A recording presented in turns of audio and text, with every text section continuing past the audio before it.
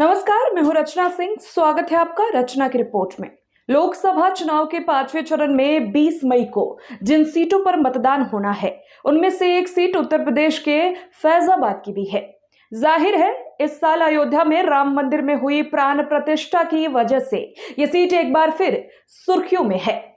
केंद्र और उत्तर प्रदेश में सत्तारूढ़ भारतीय जनता पार्टी की सरकारों के लिए यह सीट बेहद अहम है, क्योंकि बाबरी मस्जिद और राम जन्मभूमि विवाद पर 2019 में सुप्रीम कोर्ट का फैसला आया था, जिसमें विवादित जमीन पर मंदिर और यहां से 24 किलोमीटर दूर धन्नीपुर में एक नई मस्जिद बनाने के आदेश दिए गए थे।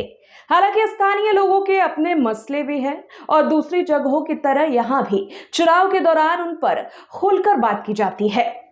अयोध्या निवासी और ट्रेडर्स एसोसिएशन के नंद कुमार गुप्ता के मुताबिक राम मंदिर निर्माण और राम पथ बनाए जाने के बाद से इलाके से हटाए गए बहुत से छोटे बड़े व्यापारियों को पूरी तरह मुआवजा नहीं मिल पाया है।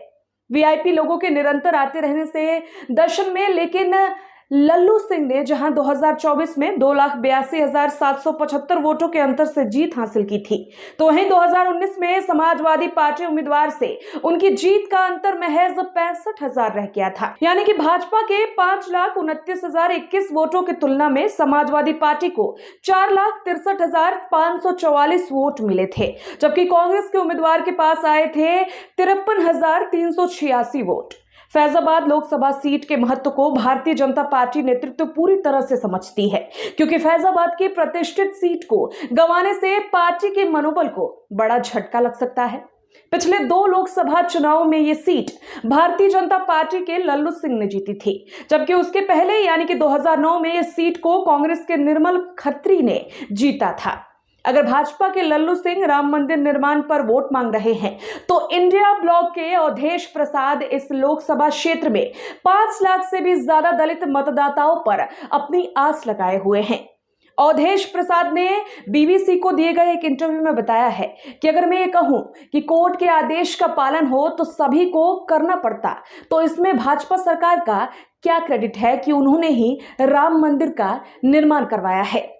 हमारी सरकार होती और सुप्रीम कोर्ट का आदेश आता तो हम भी यही करते। भाजपा बेरोजगारी और किसानों की समस्या की बात क्यों नहीं करती? पूरे इलाके में आवारा पशुओं ने इतने सालों से आतंक मचा रखा है, उस पर बात क्यों नहीं करती? देखा आपने किस तरह से फैजाबाद सीट को भी साधने की बात की जाती है। और देखिए अब कैसे भारतीय जनता पार्टी मंदिर के नाम पर वोट मांगकर यहां अपना परचम लहरा पाती है, या फिर दलितों का यहां पे जो है जमावड़ा बना रहेगा। ये देखने वाली बात होगी।